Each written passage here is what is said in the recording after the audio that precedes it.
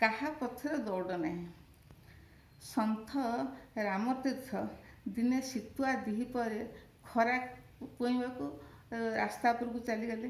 କିଛି ବାଟ ଧୀରେ ଧୀରେ ଚାଲୁଥାନ୍ତି। କିଛି ବାଟ ଗଲା ପରେ ଦେଖିଲେ ଗୋଟିଏ ବାଳକ ଛିଡ଼ା ହେଇଛି ରାସ୍ତାରେ। ସେ ନିଜ ଛାଇକୁ ଛୁଇଁବାକୁ ଚେଷ୍ଟା କରୁଛି, ଧରିବାକୁ ଚେଷ୍ଟା କରୁଛି।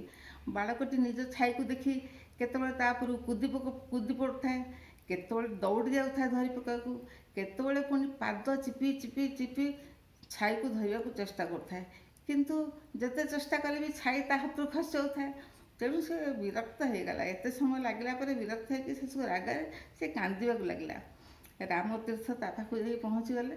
ତା ପାଖରେ ପହଞ୍ଚି ସେ କ'ଣ କଲେ ନା ତାର ଦୁଇ ହାତକୁ ତା ମୁଣ୍ଡ ଉପରେ ରଖିଦେଲେ। ଏଥର ଯେତେବେଳେ ବାଳକଟି ନିଜ ଛାଇକୁ ଚାହିଁଲା, ଦେଖିଲା ଯେ ସେ ତା ଛାଇକୁ ଧରି ପକାଇଛି। ସେ ଭାରି ଖୁସି ହେଇଗଲା। ଖୁସି ହେଇକି ରାମତୀର୍ଥଙ୍କୁ ପଚାରିଲା, କହିଲା ଆପଣ ତାହେଲେ ଯାଦୁ ଜାଣିଛନ୍ତି, ଆପଣ ମୋତେ କେମିତି ମୋ ଛାଇକୁ ଧରିଦେଲେ, ମୁଁ ଧରିପାରିଲି।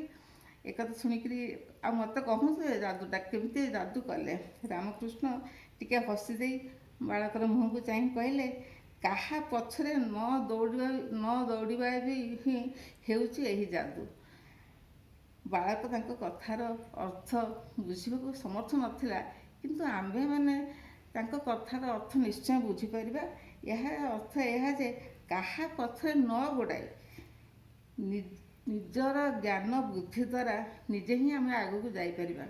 ଏହା ହିଁ ଏ କଥାର ମର୍ମ। ରହୁଛି, ଧନ୍ୟବାଦ।